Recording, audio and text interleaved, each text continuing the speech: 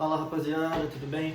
Passando aqui para fazer a análise do pós-jogo do São Paulo e Inter. Bom, análise que é do jogo de hoje, né?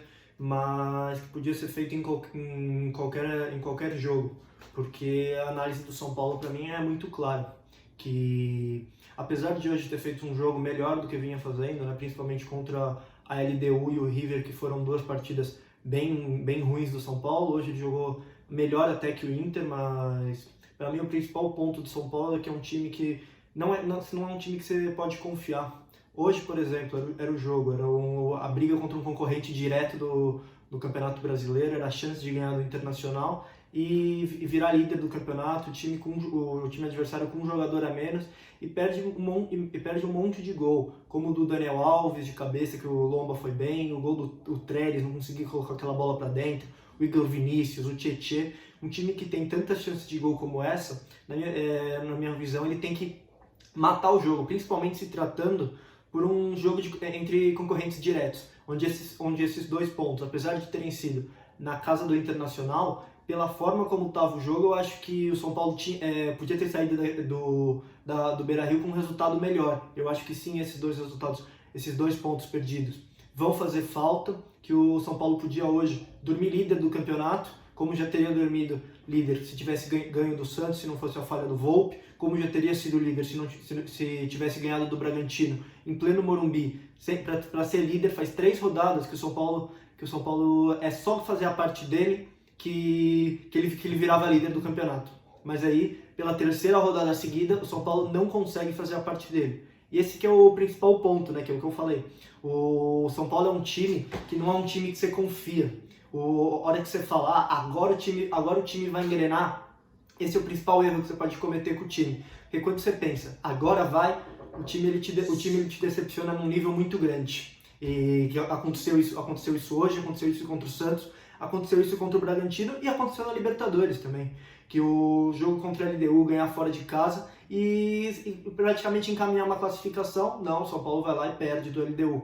E mais um ponto, eu acho que só comparando rapidamente os dois times, do São Paulo e do Internacional, o trabalho que os dois treinadores fizeram.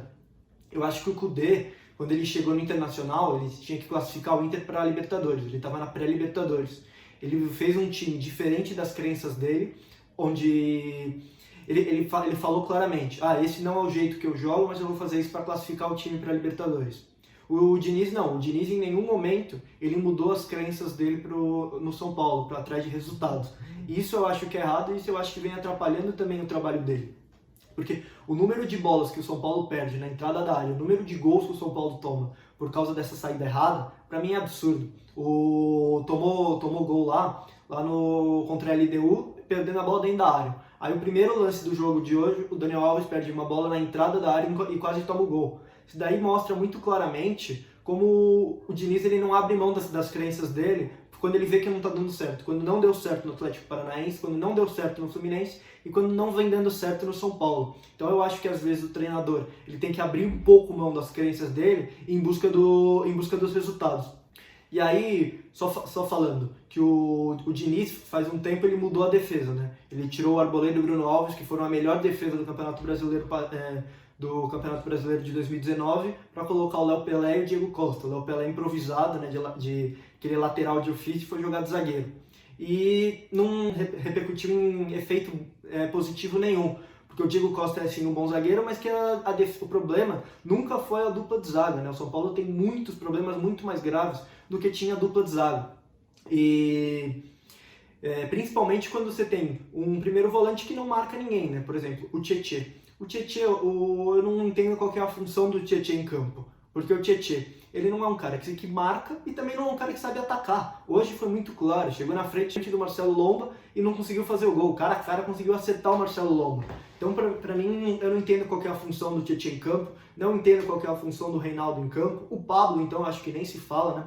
O cara que a maior contratação da história do São Paulo, em financeiro, e o cara não consegue parar uma bola, isso daí é ridículo. E onde o reserva do Diego Souza no Grêmio, que é o Luciano, vem sendo o principal jogador do São Paulo na temporada. Isso você mostra como que o São Paulo está completamente perdido. Quando o Luciano é o melhor jogador do seu time, Nada contra o Luciano, né? Muito pelo contrário, que o Luciano vem se fazendo muito mais do que eu esperava no São Paulo, mas que não pode ser o principal jogador de um time que almeja grandes coisas, né? Você tem um Daniel Alves que não está jogando bem, o Daniel Alves que antes da pandemia vinha sendo o melhor jogador do São Paulo, o melhor jogador do futebol paulista, mas depois da pandemia tá uma draga, não conseguiu jogar. Hoje foi um dos piores homens em campo, uma das piores partidas que eu já vi o Daniel Alves fazer, errando passes fáceis, não conseguiu fazer uma jogada. Então, hoje era o jogo para ele mostrar, eu tô com o time que, apesar do tambor lá, de tudo, eu chego em campo e eu faço diferença. E não fez. O Daniel Alves tá no São Paulo ou não, para mim não faz a menor diferença atualmente. Porque o São Paulo não chegou em lugar nenhum com o Daniel Alves que não teria chegado sem ele. Que teria chegado sem ele. Continuou a mesma coisa, se caiu para pior. E também tem mais um ponto muito, muito importante, né? Que é a diferença dos dois goleiros. Hoje, o Marcelo Lomba ele garantiu um ponto para o Internacional e tirou 2 pontos do São Paulo, que é um concorrente direto. E o Volpi faz muito tempo que o Volpi não salva o São Paulo. Hoje, o Internacional não perdeu o jogo por causa do Marcelo Lomba. E há quanto tempo que o São Paulo não perde um jogo por causa do Volpi?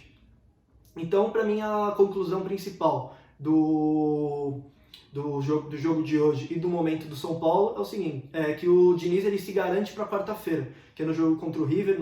Hoje ele não vai ser demitido, conseguiu um empate fora, que olhando de fora não parece um mau resultado, mas quando você olha para o jogo, é sim um mau resultado pela forma como foi o jogo e pelo onde o São Paulo poderia chegar.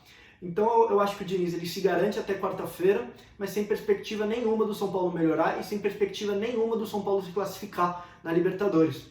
Então eu acho que o principal problema do São Paulo é uma mentalidade de time pequeno, onde o São Paulo ele perdeu a grandiosidade que ele tinha de entrar em campeonato para ser campeão. Hoje o São Paulo ele entra no Campeonato Paulista pensando, se eu perder para um time grande tá tudo bem. Campeonato Brasileiro, eu vou chegar na Libertadores. Aí vai chegar na Libertadores e você perde também. O São Paulo não tem aspiração para chegar em lugar nenhum. Você pensar, eu tenho que chegar na Libertadores. Ok, aí chega na Libertadores faz o quê? Aí você não consegue fazer nada na Libertadores. Não faz diferença se você tá ou não então na Libertadores, se você não tem, se você não almeja nada.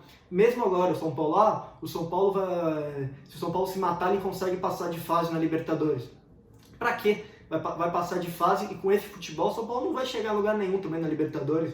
Eu acho que o São Paulo ele tem que mudar principalmente de cima para baixo. Ele tem que mudar o presidente, ele tem que mudar o treinador e ele tem que mudar a postura dos jogadores. Que isso vem prejudicando o São Paulo há muito tempo, por isso que o São Paulo se encontra nessa situação hoje. É isso aí, rapaziada. Valeu, essa foi a minha análise do jogo.